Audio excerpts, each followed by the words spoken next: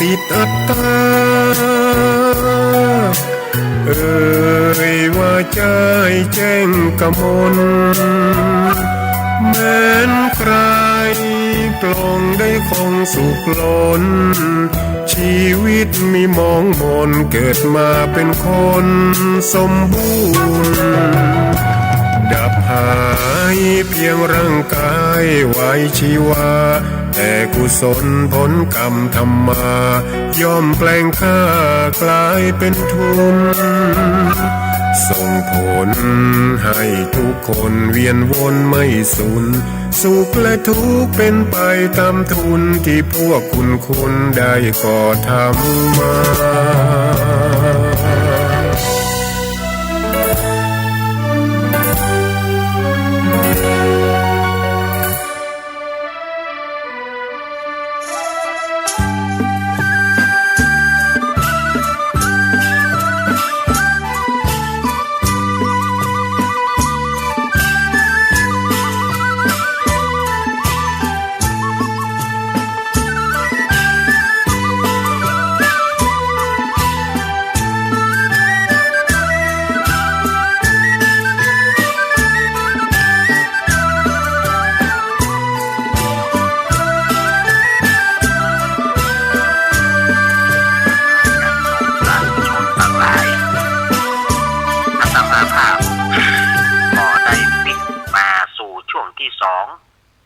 ของรายการ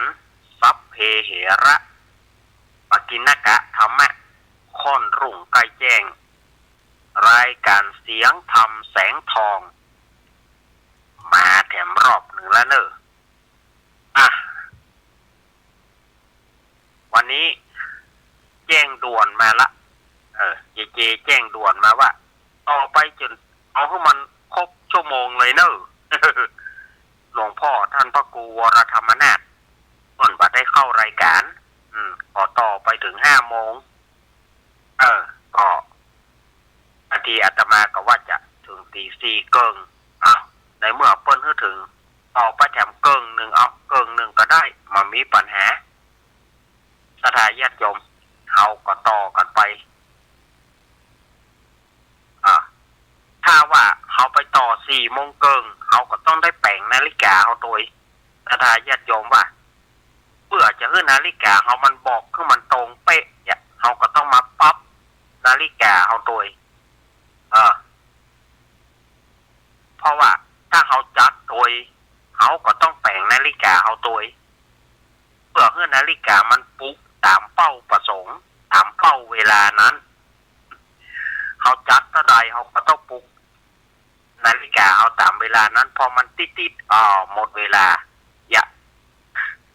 เขาก็ต้องให้มันตันเหตุการณ์ตันกับเวลาของมันเมื่อมาปะกันแล้วก็จะได้นำนิทานไม่ใช่นิทานนะเป็นเรื่องเล่าเป็นเรื่องเล่าเจ้าบ้านเอามาเล่าให้กับศรัทธาญาติโยมได้ฟังกันวันนี้จะเอาเรื่องแปลก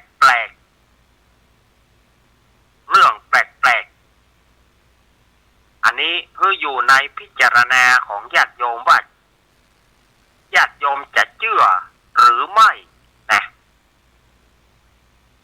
มันเป็นเรื่องแปลกแต่เป็นเรื่องจริงนะแต่อาตมาจะเอามาเล่าคือและอยู่ในญาติโยมจะเชื่อหรือบ่เชื่อนั่นก็อยู่ในวิจารณญาณของญาติโยมเรื่องนี้เนี่ยมันเกิดขึ้นที่วัดพรหมบุรีจังหวัดสิงห์บุรีวัดอัมพวันไง วัดอัมพวันไม่ใช่วัดพรหมบุรีแต่มันเป็นอำเภอเปิ้นพรหมบุรีนี่เป็นอำเภอเปิ้นแต่ว่าชื่อวัดก็คือวัดอัมพวันก็คือวัดของหลวงพ่อจรัญทิตธรรมโมนั่นนะเรื่องนี้เกิดขึ้นกับวัดอัมพวันอำเภอพรหมบุรีจังหวัดสิงห์บุรีวัดของพระเดชพระคุณหลวงพ่อจรัญทิตธรรมโมเพิ่นเล่าไว้หลายปีละเนาะอันนี้ก็เป็นเรื่องของคุณ ยายท่านหนึ่งวันหน้าอาตมาก็เอาออกรายการคลื่นสีขาวแต่ว่าคลื่นห้วยตองซักแล้วก็ทำลายคลื่นเปิ้นบ่ได้ยินวันนี้ไหนๆก็เขาเล่าไปหลายคลื่นเปิ้นได้ยินเปิ้นได้ฟังวันนี้ก็เอาปิกมาเล่าแถมก็คือเรื่องของคุณยายท่านหนึ่งคุณยายคนนี้เป็นคนตาบอดแต่เปิ้นไปปฏิบัติธรรมที่วัดอัมพวันเนี่ยยายคนนี้แต่อาตมาจำชื่อเปิ้นบ่ได้นะชื่อของยายคนนี้นะอาตมาจำชื่อเปิ้นบ่ได้แต่เปิ้นไปปฏิบัติธรรมที่วัดอัมพวันวัดของหลวงพ่อจรัญเนี่ยตอนที่เปิ้นไปปฏิบัติธรรมเนี่ยหลวงพ่อจรัญเปิ้นบ่อยู่หลวงพ่อจรัญเปิ้นออกเดินธุดงค์รู้สึกว่าเปิ้นจะออกเดินธุดงค์มาถึงตังจังหวัดน่านเนี่ยแกฮะรู้สึกว่าเปิ้นจะเหมือนดูว่าอย่างอี้นะเปิ้นจะมาเดินธุดงค์แถวมาถึงจังหวัดน่านมาถึงอย่างนี้แหละแต่ครั้งนั้นยายนั่นเปิ้นก็ยายคนนั้นเปิ้นก็มาปฏิบัติธรรมที่วัดอัมพวันยายคนนี้ตาบอดทั้งสองข้างแต่เปิ้นหูถ้าว่าไผเข้าไปเปิ้นจะหูของเปิ้นเลยเปิ้นบอกว่าเปิ้นสัมผัสได้ด้วยกลิ่นตัวว่ะคือเปิ้นสัมผัสไผเข้าไปเปิ้นจะหูเลยว่าคนนั้นเป็นไผยายคนนี้นะขนาดตาเปิ้นบอดนะในครั้งนั้นบอกว่าพระบอกว่าเนนก็มักจะไปลองแกเสมอโดยเฉพาะเจ้าขาวกับเจ้าแดงเจ้าขาวกับเจ้าแดงเนี่ยเป็นลูกกำพร้าที่เปิ้นเอาไปขว้างแล้วหลวงพ่อจรัญเก็บมาเลี้ยงเป็นฝาแฝดเป็นละอ่อนฝาแฝดที่ครั้งนั้นหลวงพ่อจรัญเปิ้นจะไปบิณฑบาตไปหันใส่ละอ่อนเปิ้นเอาขว้างไว้แล้วก็หลวงพ่อจรัญก็เลยเก็บมาแม่ชีเลี้ยงไว้จนเกิดข้อพิพาทกันขึ้นมาเกิดข้อคารหานินทาขึ้นมาบางคนก็บอกว่าเป็นลูกของหลวงพ่อกับแม่ชีก็ทำให้ชื่อเสียงของหลวงพ่อเนี่ยเสียคนใดก็ว่าหลวงพ่อไปเล่นกับแม่ชี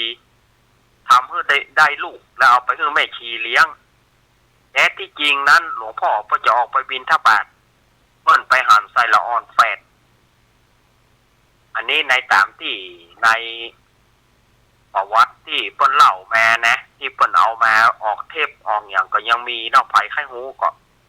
ศึกษาไผมีเห็นนี่ได้มี YouTube ก็ลองเช็คลองอ่านดูฟังดูเนาะอันเนี้ยมีข้อพิพาทกันว่าหลวงพ่อกับแม่ชีมีอย่างกันแล้วเกิดได้ลูกแฝดขึ้นมาก็คือเจ้าแดงกับเจ้าขาวนี่แหละแล้วเจ้าแดงกับเจ้าขาวเนี่ยก็มักจะไปลองภูมิกับยายคนนี้ด้วยกันจะไปลักขนมแก จะไปลักเอาขนมแกอย่างแกเนี่ยนะเพราะว่าแกคนคือแกพักอยู่ที่โฮงคูกุฏิว่างหลังหนึ่งคนคือแกไปพักแล้วกับยายคนนี้ก็หูโดยเวลาเจ้าแดงกับเจ้าขาวไปเนี่ยยายคนนี้จะหูเลยสูมาเอาอย่างไอ้แดงไอ้ขาวลักขนมกูแถมมาเนาะเปิ้นหูและจนถึงพระเนนที่อยู่ในวัดจนถึงผู้ปฏิบัติธรรมเนี่ยไผจะไปลองภูมิแกบ่ได้ไผจะไปเอาอย่างแกบ่ได้แกจะหูทันทีเลยแกบอกว่าแกสัมผัสด้วยกลิ่นตัวแต่ละคนอยู่ที่ไหนแกก็หูแกว่า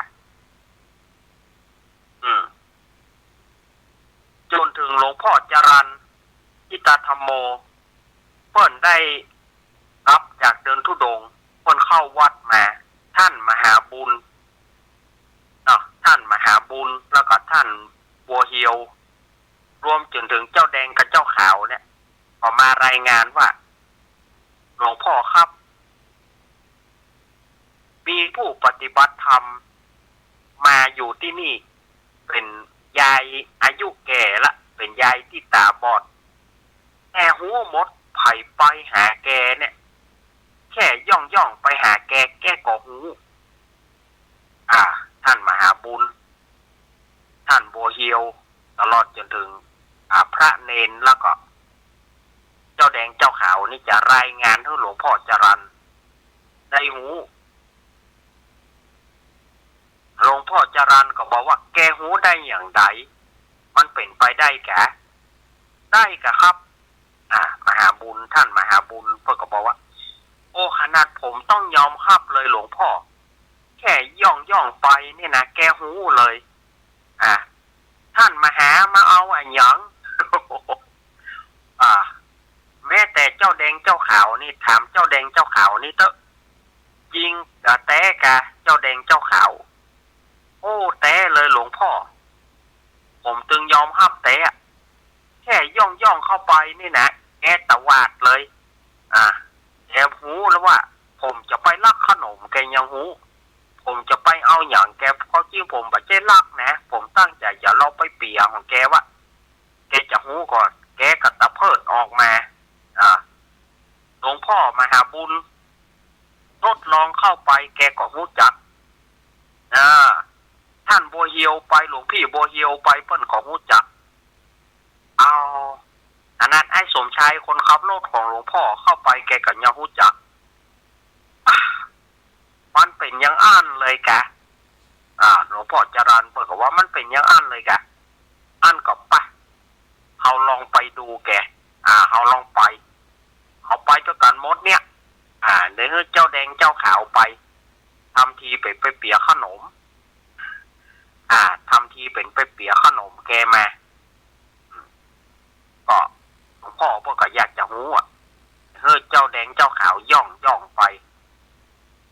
ไปที่ภาคของแกเนี่ยนะที่ภาคของคุณยายเนี่ยเจ้าแดงเจ้าขาวก็เลยย่องไปทำทีจะเปียขนมกูจะไปเปียขนมแกพอย่องเข้าไปปรากฏว่าคุณยายคนนั้นบอกไอ้แดงไอ้ขาวมาแถมแล้วมาเปียขนมมาลักขนมกูแถมแล้วก็ทำความประหลาดใจคือกับหลวงพ่อจรัญไปอย่างเยี่ยงโอ้แค่ย่องไปนี่นะก็เจ้าแดงเจ้าขาวก็ถอยมาทีนี้ก็ทีนี้ก็หลวงพ่อจรัญพวกก็ท่านมหาบุญเข้าไปแถมย่องเข้าไปที่พักแกก็ยกมือไหว้สาท่านมหาท่านมหามีธุระอย่างเจ้าโอ้เลยท่านมหาก็บอกว่ามาเอี่ยวนี่บ่ได้เนาะมาเอี่ยวหายายนะกะอีกมีธุระอย่างเจ้าบ่ได้มีอย่างกายมาทางนี้บ่ได้อ่านว่าเนี่ยอย่างอยู่ข้าเจ้ากำลังปฏิบัติธรรมข้าเจ้ากำลังนั่งภาวนาอยู่เจ้าตะกี้ไก่แดงไอ้ขาวมันจะมาลักของข้าเจ้ามันมาจะมาลักขนมข้าเจ้าไปกินข้าเจ้าก็เลยด่ามันไปตะเพิดมันไปทีนี้ก็ย่อมบัดเตื้อนะหลวงพี่บัวเฮียวเข้าไปแถมเพิ่นก็ยังพระบัวเฮียวเข้าไปแถมพระบัวเฮียวก็ย่องเข้าไปไหว้สาเจ้าท่านบัวเฮียว โอ้ทีนี้ก็หลวงพ่อเปิ้นก็เลยบอกว่าอันทีนี้ท่านเขานี่มาประจำเนาะแกหูทีนี้ผมจะเข้าไปพ่องหลวงพ่อจรัญเปิ้นก็ว่านะผมจะเข้าไปพ่องเผื่อว่าแกคงบ่หูหรอกเพราะว่า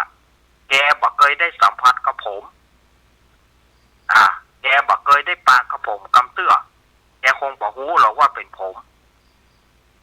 ทีนี้วางแผนกันหลวงพ่อก็ย่องพอก็ว่าแกหูยายคนนี้แกก็ยกมือไหว้สาหลวงพ่อไหว้สาท่านสมภารเนี่ยหลวงพ่อก็เลยอึ้งเลยบอกก็เลยถามว่าเอ้ยแกหูได้อย่างไรว่าเป็นข้าเจ้า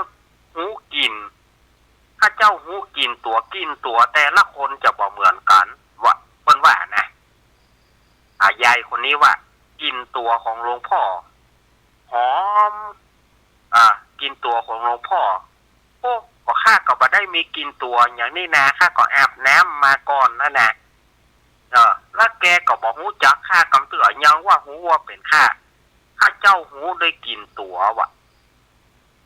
อันนี้เป็นเรื่องแปลกนะเรื่องแปลกที่ว่า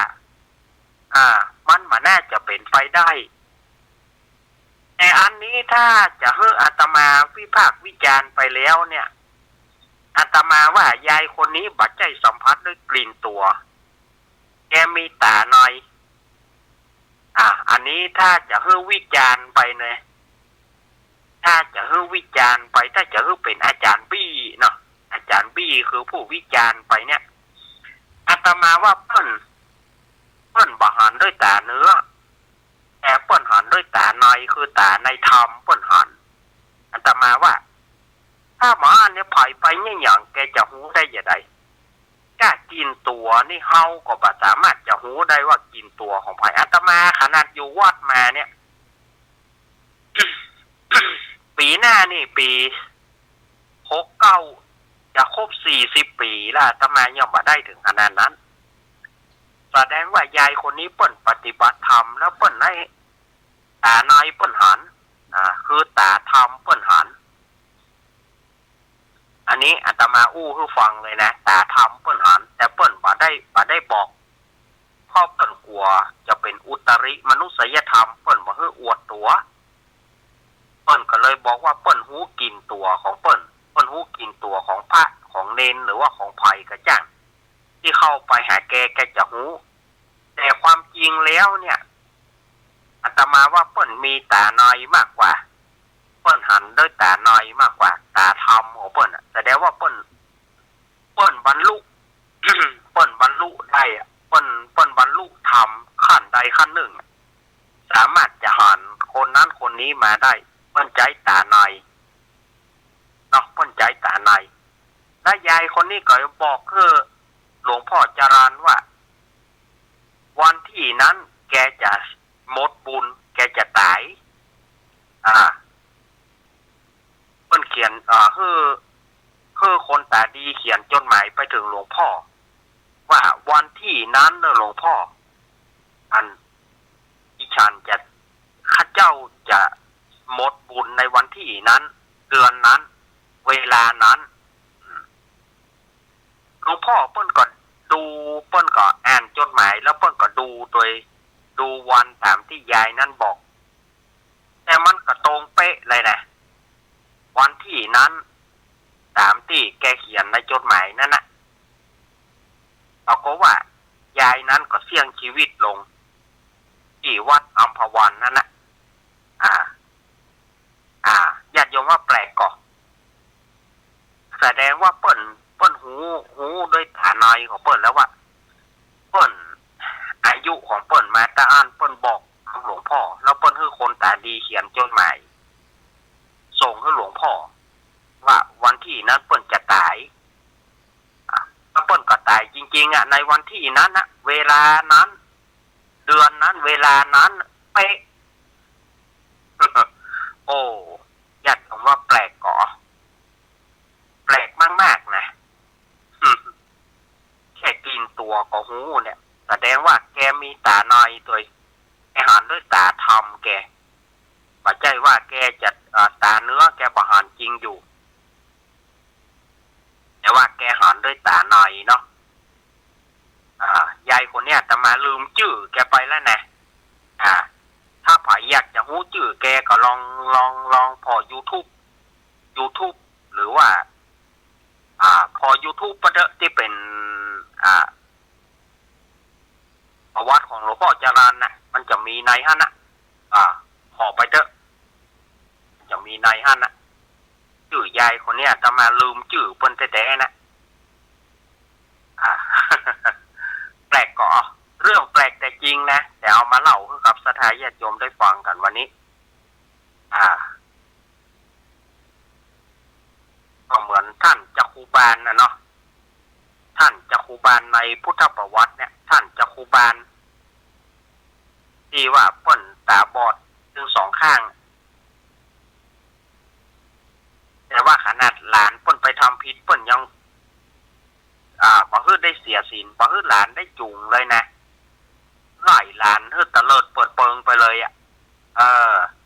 แค่ว่าหลานไปปะกับสาวชาวป่าอีกฮะหลานของท่านจักขุบาลเนี่ยจูงท่านไปจูงท่านไปในป่าแล้วก็บอกว่าหลานท่านเป็นเนนนะเป็นสามเณรแล้วก็บอกผมจะไปทำธุระในป่านี่กำเดียวนะหลวงพ่อหลวงลุงผมจะไปทำธุระในป่านี่กำเดียวนะหลวงลุงเดี๋ยวผมจะปิกมาปรากฏว่าไปเตาะสาวป่าไปเตาะสาวชาวป่าไปเตาะไปเล่นไปหยอกไปเหยาไปอู้เปิ้นหันว่าท่านจักขุบาลเนี่ยเปิ้นหูแล้วว่าโอ้หลานเฮาเสียศีลแล้วเป็นสามเณรเสียศีลละเฮาบอกควรให้แกนำเฮาปิกไปวัดต่อไปทีนี้หลานก็ทำธุระมาแล้วก็คิดว่าหลวงลุงตึงบ่หันหลวงลุงตาบ่หันก็ปิกมาจะมาจูงท่านจักขุบาลไล่ตะเพิดเลยบอกว่าไปมึงปัจจัยสามเณรเนี่ยต่อไปมึงเสียศีลมึงเสียศีลเพราะว่ามึงเนี่ยที่แต่ไปเตาะสาวไปหันใส่สาวแล้วไปเตาะพิษศีลพิษธรรมจะไปมาจูงกูบอกไปกับมึงยากทุกเพียงไหนกูจะตายในป่านี้ไปหลวงพ่อท่านจักขุบาลตะเพิดหลานให้ตะเลิดเปิดเปิงเข้าในป่า ไปเป็นบ้าเป็นบิดในป่าพุ่นนะโหสุดท้ายไปซื้อขาลาเป็ดที่ไหนบอกว่าเปิ้นบอกเฮ้อใกล้เลยนะ สถานญาติโยมสาธุชนทั้งหลายขนาดเปิ้นบ่หันนะแต่เปิ้นแสดงว่าเปิ้นมีตาเนื้อเปิ้นมีตาน้อยตาธรรมของเปิ้นหันแต่ตาเนื้อตาทิพย์เปิ้นเฮาว่าตาทิพย์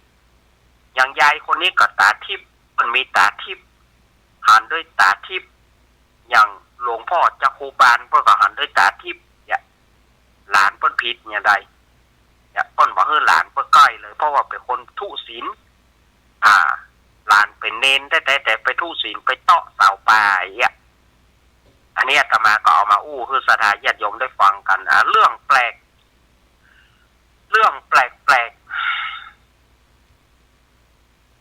แต่จริงอาตมาก็เอามาอู้กับสถานญาติโยมในวันนี้นะ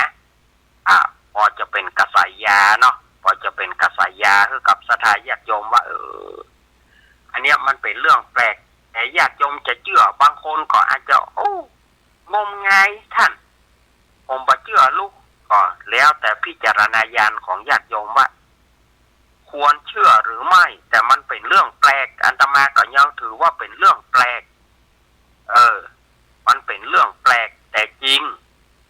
คนเล่ามาอาตมาก็เอามาเล่ากับสถานญาติโยมได้ฟังกันนั้นนะ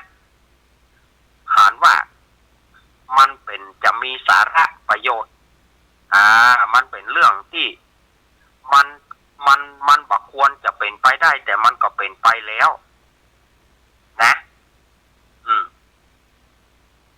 อาตมาจะเอาแหมเรื่องหนึ่งเนาะอันนี้ก็เรื่องคนกลับชาติมาเกิดมีละอ่อนคนหนึ่งทั้งที่แกเป็นคนแถมหมู่บ้านหนึ่งตำบลหนึ่งทีเดียวแต่อยู่อำเภอนั้น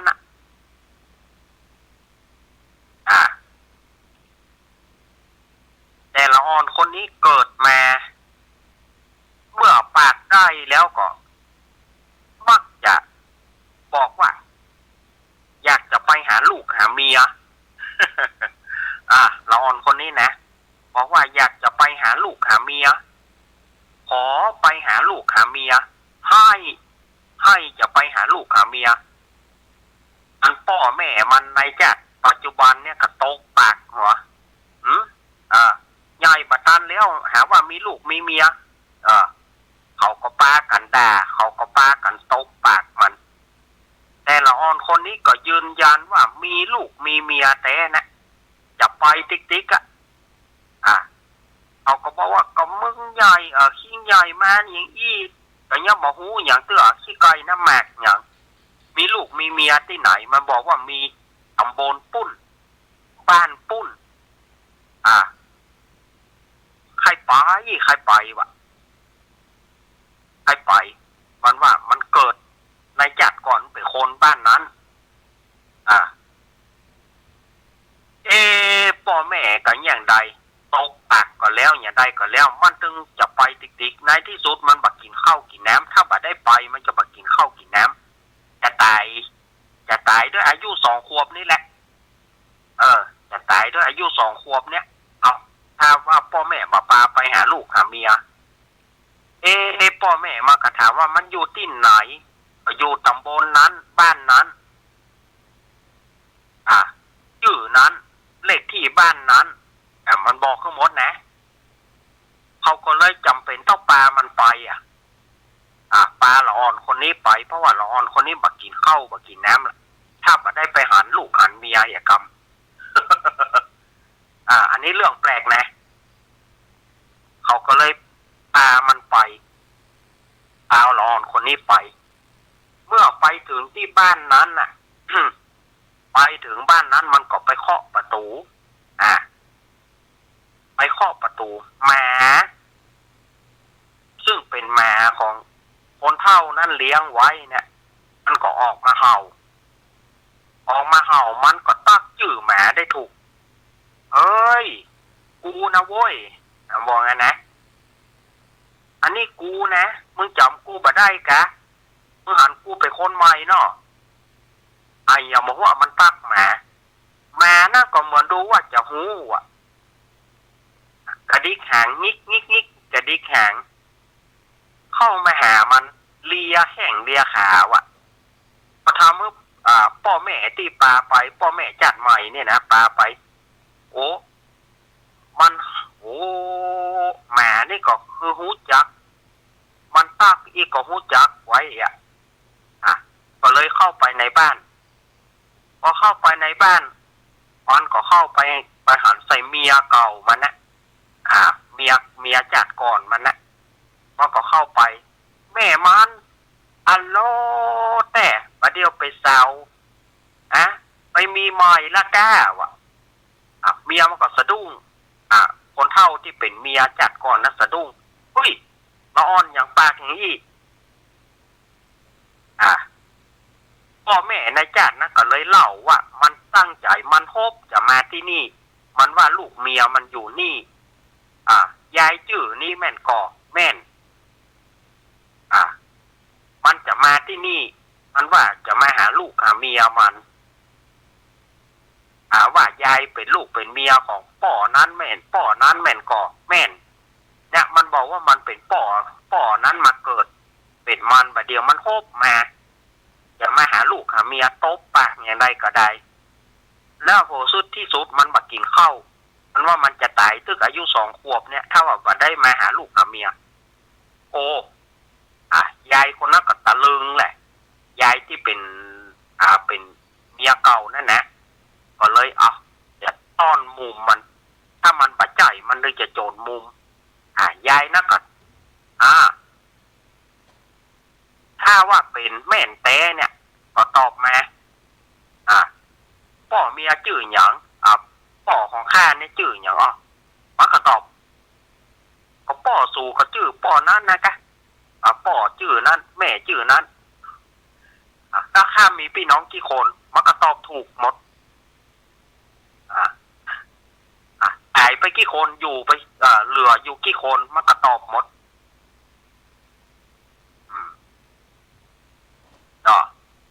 แล้วเขาแต่งงานกันอายุเท่าใดเนี่ยเขาอู้กันมากี่ปีนี่แหละเขาอู้กันในฉันแฟนเขาได้กี่ปี ยายน่าจะยายน่าก็ต้อนนะต้อนถ้ามันบาดใจมันถึงจะโจรมุมแต่มันก็ตอบได้อะเขาจีบกันมาได้3 ปีแล้วแต่งงานอายุตะได21แล้วสู่ตายอายุตะไดอายุตะอันดานพ่อหยังผูกแต่งพ่อหยังเพราะว่าผลประโยชน์ลู่เงินกันแบ่งเงินบัดเต่ากันแล้วไผ่แตงสูมันก็บอกนะบอกหมด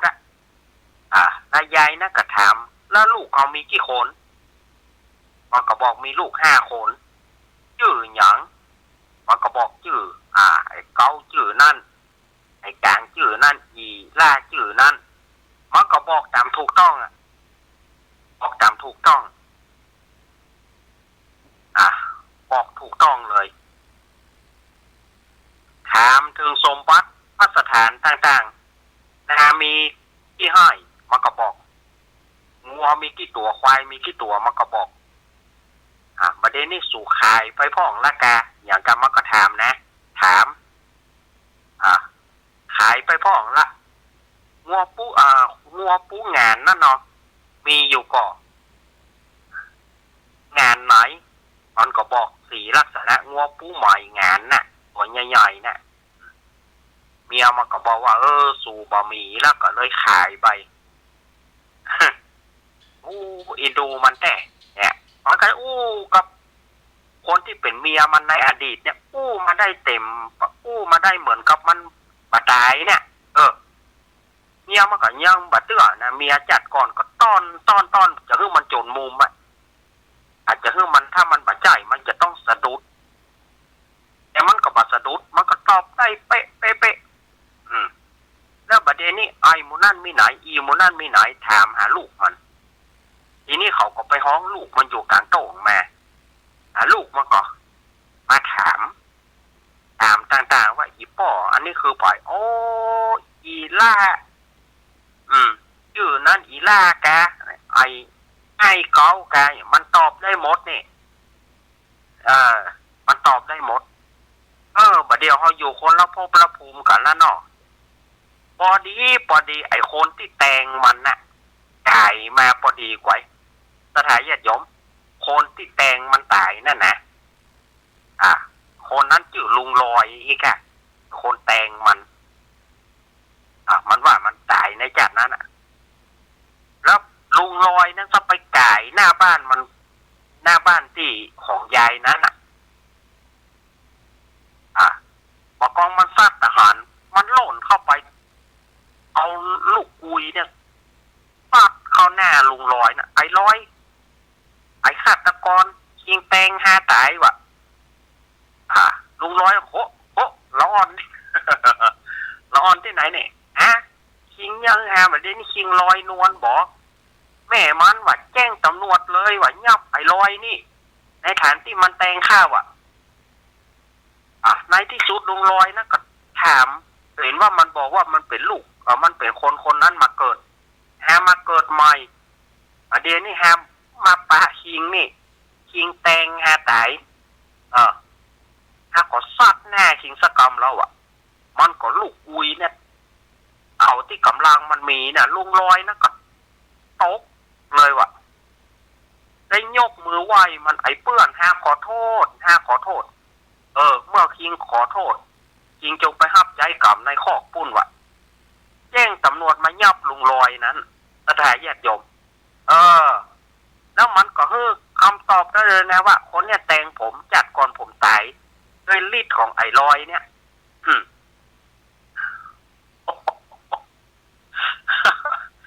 ญาติตรงแปลกก่อแปลกมากๆนะโอ้โหนะอันนี้มันเป็นละอ่อนถามว่ามันจะมีกู้คนก่อมันน้อยคนนักที่จะเป็นอย่างนี้มันมีน้อยมากที่จะจำจากเก่าได้แต่มันไม่ใช่ว่ามันบ่มีมันมีแต่มันมีน้อยมันจะได้สัก10 คนนี่จะแต่ว่า100นะ100มันจะได้สัก10 คนนี่จ้ะที่มันจะจำมันอย่างได้ตั้งแต่เกิดมาแถมจาก1เนาะอัน นี้มันเป็นเรื่องแปลกแต่อาตมาเอามาเล่าให้กับศรัทธาญาติโยมได้ฟังกันก็พอสมควรแก่การเวลาที่จะได้วางสายแล้วเนาะศรัทธาญาติโยมเพราะว่ากำเดียวมันจะได้วางสายน้อยลงไปกับศรัทธาก็บ่ม่วนแล้วมั้งเอาละตอนนี้เนาะ4:35 นาทีอาตมาจะวางสายเพื่อศรัทธาญาติโยมได้โทรกันแล้วเนอะศรัทธาญาติโยมที่จะโทรก็เตรียมไว้กับเดียวอาตมาเปิดโทรศัพท์ก่อนขออนุญาโตสิเปิดโทรศัพท์ก่อนเน่กับเดี๋ยวให้ญาติโยมโทรก็เข้ามาว่าอยู่กันอย่างใดเนาะเดี๋ยวก่อนเนอะโทรศัพท์นี่มันรุ่นแก่ลายคามละศรัทธาญาติโยมมันเป็นรุ่นลายคามละมันจะต้องได้เรียกว่ามันแก่มากๆละมันเปิดมันจะต้านใจมันไอสัมผัสมันตึงแบบมันตึงบอกเหมือนสัมผัสเนาะมันใช้เวลากว่ามันจะเปิดได้นะเป็นตุกเป็นยากแก่ศรัทธาญาติโยมมันเท่าไปตัวเจ้ามันอาตมาจะให้ญาติโยมได้โทรเข้ามาเนอะ0831775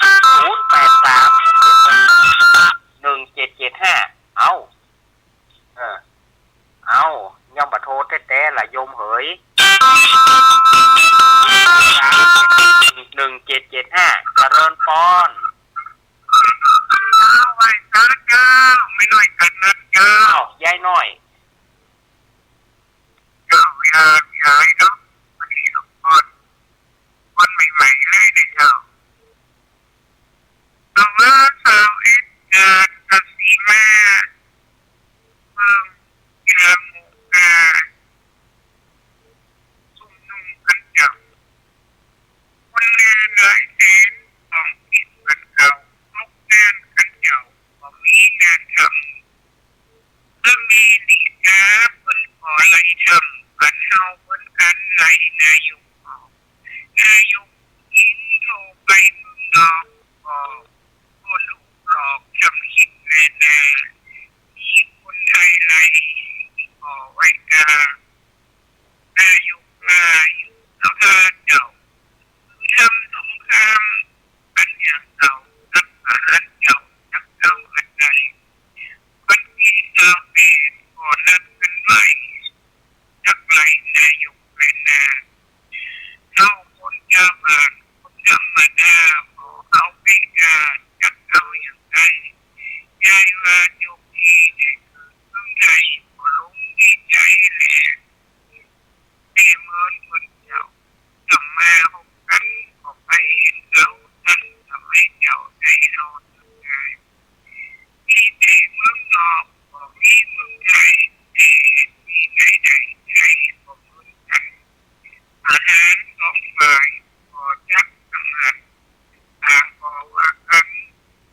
คนเจ้าก็ลักขีดเองก็อยู่ที่เจ้า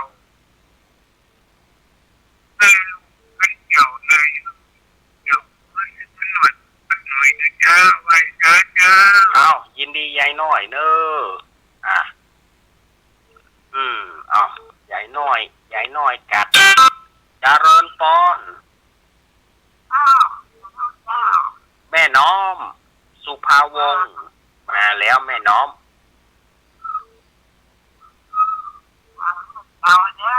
ฟังมาแต่เจ้าแล้วเนาะ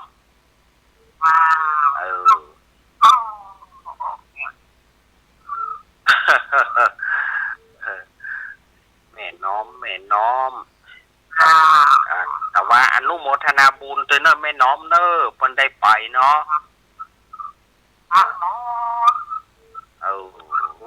ได้จกได้หลับได้บุญเนอะแม่น้อมเนอะเจ้าเอาบุญมาฝากกันตัวแม่น้อมพาวงเจริญพร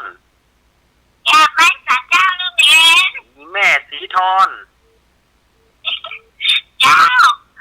วันนี้เหรอต่อการรอบสองต่อวันนี้รอบ2 ต่อเอาไปเลยเนาะแง่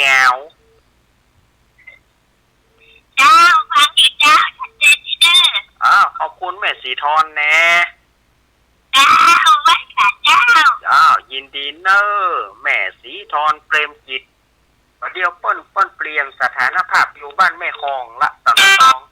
เจริญปอน เจ้าค่ะเจ้าตรงนี้เห็นไหม แม่พิสมัย เจ้าไม่ตั้งทอดอะไรก็หมดเจ้า อ้าวฟังแล้วไปจะได้พ่องเรื่องแปลก โอ้คนใหญ่เจ้า ๆ เคยรับเรื่องนี้ เออครับมีประโยชน์เนาะ เจ้า แม่พิสมัยครับ ขายด้วยดีเอาไปไหน ยินดีเนอแม่พิสมัยนางแลลำปางเจริญปอน เจ้าค่ะไม่ใส่เจ้าเม้น แม่สุกแก้ว คุณเลือกวันอย่างนั้นนะ มีบุญแถมวันแล้วนะ ขึ้นมาได้มีลมหายใจได้ยินไก่ขันได้หอดตะวันแต่วันหนึ่งนะเจ้าเล่ น่ะ เจ้าเล่นฟังเล่นก็เมื่อปีจากมาแล้วเจ้าแม่สุเที่ยวสิงคโปร์ที่นี่อ่ะเจ้า น่ะแม่สุกแก้ว ทำนะเป็นเรียบทำวันนี้นะได้ประโยชน์มากมายเจ้าเด้อ ขอบคุณนะ เจ้ากลับไว้จ่าด้วยนะสาธุเจ้าเด้อ สาธุเจ้าแม่สุกแก้วสอนศรีนุสรณ์ศรีลาพรมีไหนมดตะกี้มากลืนกับโลมาเจริญปอนมาใหม่มาใหม่ตะกี้สายรูดไป083 761 1775 083 761 1775เจริญปอน ครับ หลวงตานมัสการครับ อันนี้นะครับ พี่จิ๊บครับ ครับนมัสการครับหลวงตากฤษอุทยานปางโม่เชียงดาวยังบ่ได้ไปนมัสการนะเจริญปอน อันนี้ไม่เองก็พี่จิ๊บเลย มาแล้วเนอะแม่เพน มาแล้วโอ้เนี่ยที่เล่าเท่าคุ้มค่านี่วันนี้เนี่ย คุ้มค่ากะ บางที่หมดได้ อากะ คนที่จิ๊บได้ทำเลยนะครับทางที่หมดถ้าพ่อถ้าแม่นั่นเองเนาะ มันตึงบะเต่าสุดยอดที่หันนะ ขอบคุณเด้อ ครับ ร่างกายนี่จะยินดีเด้อ ขอบคุณแม่เพนมาละแม่เพนคนสู้ชีวิตนั่นเนอะเจริญปอน ไม่ทำได้ไม่ทำไม่ได้ อุ้ยอิน ยินก็เสียงนะวันนี้เป็นทอดกรรมนะ อันน่ะ เกี่ยวฟังแต่ก็ไม่ได้ยินเป็นกรรมอ่ะยินก็เสียงหัวใจก็เสียง รู้จักเสียงเนาะ เป็นกำลังใจอยู่นะ แต่ก็ยังฟังอยู่ ถึงแม้ว่าจะไม่ได้ยินจนเต็มที่ก็อดฟังอยู่ ฟังอยู่ โอ้สุดยอดละอุ้ยอินนี่สุดยอดแต่ละครับ กำลังใจนะเจ้า ครับ มีมิตรจุกนะเจ้า ครับ สุขภาพแข็งแรงนะ เหมือนเดียวกันอุ้ยอินเหมือนเดียวกันครับอุ้ยอินมาแล้วเนอะไม่ทราบสะเมิงถ้าเปิดจะฟังเนาะมันเหมือนอาตมาสมัยก่อนเนี่ยที่อาตมาเคยเล่านะอาตมาชอบฟังสถานีวิทยุททรายการสนทนาภาษามวยมันเป็น AM เนาะมันอยู่กรุงเทพปุ่นแล้วเสียงมันขาดหายบึดก็มาบึดก็หาย มาตามคืนเมื่อคืนน่ะเนาะแต่ก็อดฟังอยู่ให้ฟังรายการสนทนาภาษามวยครูเท่าชนะทรัพย์เกี่ยวกับลุงสมมาตรโหงสกุลเนี่ยให้ฟังแต่เนย แต่ว่าอ๋อเนาะก็สถานีทททนี่ก็มันก็ไปอยู่ไกลอ่ะเบิดก็เสียงมันก็แม่เบิดก็หายไปเบิดก็แม่อดฟังกันอยู่ เหมือนอุ้ยอินเนี่ยตั้งใจจะฟังแล้วมันมีแค่เสียงน้อยเดียวก็จะฟังอยู่อันนี้เพราะว่าเป็นเรียกว่านักฟังที่แท้จริงอ่ะเสียงจะน้อยเดียวก็ฟังอยู่เจริญปอนเจ้ารอบสองเจ้ามายายหน่อยมายายมามีเรื่องของมีตาในเจ้าก็จะอ้างยายถึงมาขาโดนเจ้าทั้งเลยนะที่อ่านหนังสือได้ตาดีในโรงพยาบาลสถานีที่หายตาดีในกันไหนก็ไม่ได้ก็ลงทุนมาหรอกท่านจำได้หมดเจ้ายายว่าท่านการในกันนะเจ้าใช้คำจาและเจ้านอนตอนเล็กนี่แหละว่าเปลี่ยนเอาเจ้าเพราะว่า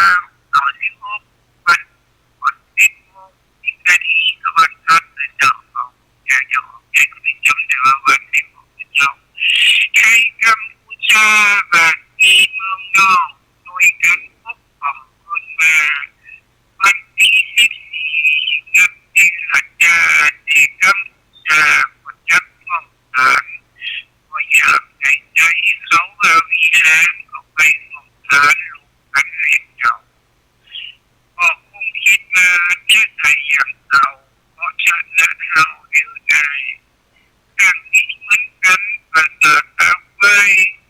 แล้วก็ยักไหนมือถมเจ้าคิดไว้แล้วจะเอาอย่างเก่าชนะเอาเจ้าเรียนเป็นผู้เจ้าบ้านอย่างเอาว่าผมมีเวลาทำมาหากินละอ่อนนักเรียนก็ลบดินแต่หากได้ยินดินเงินเจ้าวันนี้โลกจากใจของเขาไปโลกเอาของเงินเจ้าจะได้มาแล้วตายดินถ้าเจ้าเอาไปเจ้าก็ได้ง่ายเจ้าที่ดินนอกโลกเอาเจ้ามันก็ไม่ดีนะเจ้ากันเจ้าประเทศเจ้าต้องกำจัดประเทศนอกกันนะเจ้าสมัยนี้กันนะเจ้าไว้เถิดเจ้ายายน้อยมาแถมหลอกเนาะยายน้อยเนาะไปจะโทรหาตามา0837611775มีอยู่ก็ถ้ามีโทรเข้ามาเนอะวันนี้เปิดเต็มที่แล้วนะน้อยก็จะว่าน้อยเนาะนักก็ว่านักล้ำไปเอาจะตัวใจคนตึงหมู่เฮาก็ประจ้างจะตัวใจสถาญาติโยมการจะตัวใจคนว่าเฮ้ยญาติโยมโทรมาน้อยก็ว่าน้อยล้ำไปท่านก็เนี่ยนักก็เวลาไปกว้างนะ ก็เลยประจ้างเนี่ยได้เนาะโอ้ยายน้อยเฮ้ยจะไปยกอาตมามันสูงอย่างอันเนาะอาตมาก็คือคนธรรมดามาได้เป็นถึงขั้นอริยะบุคคลในอย่างอ่ะที่จะอยู่ได้ท่านนะหันอีนะอย่าบอกไปเลยว่าหนังสือแทบมาได้เฮียนถ้าบดินไปเฮียนในตอนนั้นเนี่ยก็มาได้ไปละก็ด้วยเสียงตัวเก่าเนี่ยไปประกวดห้องเพลงจะอู้ให้ฟังเลยสมัยนั้นอาตมาก็เหมือนมีงานวัดแม่ยังบ่ปาไปตัวแม่ข้างบ้านเพิ่นปาไปแม่ตึงบ่ปาไปจะขอไปห้องเพลงนะแม่บ่ปาไปเจริญพรติดแล้วเนอะแม่แก้วสิงแก้วฟังที่แม่มอสใหญ่เนี่ยวันนี้จะมาวันที่ไหน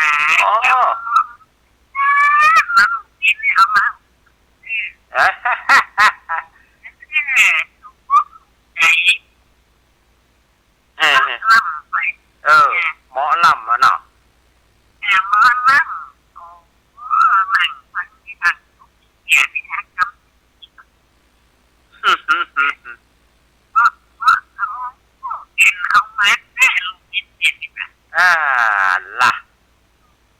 เราเข้าใจที่เด้อ เข้าใจเนาะ เอา เจ้า เอาเป็นกำลังใจเด้อเด้อ อ้าวยินดีแม่นะ เอา เจ้าแม่เที่ยวสิงเที่ยวบ้านตาโปงแม่เที่ยวสิงเที่ยวตาโปงปุ่นเหรอตะกี้อาตมาอู้ถึงเนาะพอดีว่าอาตมาก็ไปตัวแม่ข้างบ้านซึ่งอาตมาอยู่ตัวเปิ่นนะตั้งแต่เป็นละอ่อนอาตมาก็อยู่ตัวเปิ่นนะเปิ่นก็เลยปาไปห้องเพลงเมื่อห้องเพลงปรากฏว่ามันอาศัยลูกฟุกนะอาศัยลูกฟุกไปได้ที่หนึ่งแล้วพัฒนากรตำบลเพิ่นมาเป็นกรรมการตัวพัฒนากรตำบลสมัยนั้นเพิ่นอยู่บ้านโฮงเนาะไอ้ชัยวัฒน์นอรัตน์นี่บ่ได้ปากันเมินไอ้ชัยวัฒน์นี่นะเพิ่นก็มาบอกว่าอยากจะไปเรียนหนังสือก็ตอบได้ทันทีว่าอยากจะไปเรียนเพิ่นก็เลยทำเรื่องเข้าไปเพื่ออาตมาได้เข้ากรุงเทพในสมัยนั้น 2527ก็ล่วงมา41ปีละ2527อาตมาก็มีโอกาสได้ไปเรียนหนังสือก็เรียนก็เพิ่นก็คืออยู่6เดือนเฮ็ดแท้เพิ่นก็คืออยู่6เดือนเฮ็ดแท้ก็ได้เรียนเนี่ย6เดือนก็ยังบ่ได้ไข้บ่ฮู้เหมือนกันแต่ก็อ่านออกเขียนได้อยู่แต่เฉพาะเป็นตัวเบลนี่นะตัวหนังสือตาบอดนี่นะก็อ่านได้เขียนได้อยู่ก็บอกว่าอ่านได้ก็เกือบจะบ่ได้เรียนเหมือนกันอันนี้อู้กับไปซื่อๆอย่าอาตมาอู้ยังบ่อายอ่ะ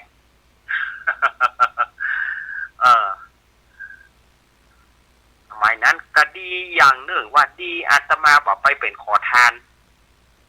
สมัยนั้นคนไหนเขาก็บอกว่าฟันธงเปี้ยงอาตมานี่จะเป็นขอทานแน่นอนในอนาคตการอาตมาไปไหนบ่ได้นี่เขาบอกว่าอาตมาจะไปขอทานแต่คนได้กระตึงว่ายิงไปขอทานเถอะบ่ไปร้องเพลงขอทานเถอะ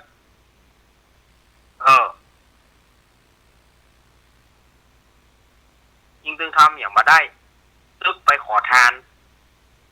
แต่ว่าโชคดียังว่ามีบุญที่ได้มาอยู่กับพุทธศาสนาได้มาอยู่ในบวรพุทธศาสนาแล้วก็ได้มาอู้วิทยุจนมาถึงพอที่จะอยู่ได้ปัจจัยว่าช่ำชองปัจจัยว่าอันอู้วิทยุอาตมานี่จะเลี่ยนแรดก็ปัจจัยแต่ก็พอไปได้สาเหตุก็เนื่องจากด้วยว่าคนจัดหนีอาตมาไปหมดคนที่จัดเปิ้นจ้างอู้จ้างจ๋าเปิ้นก็หนีอาตมาไปหมดในที่สุดละเฮาคนเดียวเมื่อละเฮาคนเดียวแล้วเฮาแย่งใดรายการถ้าเฮาหนีไปอย่างคนหนึ่งรายการนี่จะเป็นของไผจะมาดูแลรายการไผจะมาอู้มาจ๋าให้สถาญาติโยมได้ฟังมันก็เลยเป็นสาเหตุที่จำเป็นต้องอู้มันก็เป็นสาเหตุที่จำเป็นต้องอู้เอาละสถาญาติโยมเอ๋ยอันนี้เวลาหมดเวลาละอาตมาก็ขอแถมรอบหนึ่งนอทางตู้ลุงแดงหลวงพ่อชลทานพิทักษ์เพิ่นก็ฝากอันขอบคุณ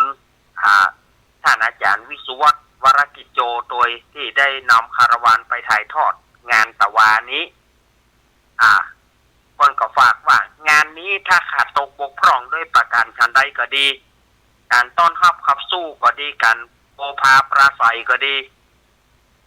อาหารการกินบ่พอก็ดีขอสุมาอภัยกับสถาญาติโยมตัวเนอร์แล้วก็ตั้งท่านอาจารย์วิสุวัฒน์วรกิจโจที่ไปถ่ายทอดเสียง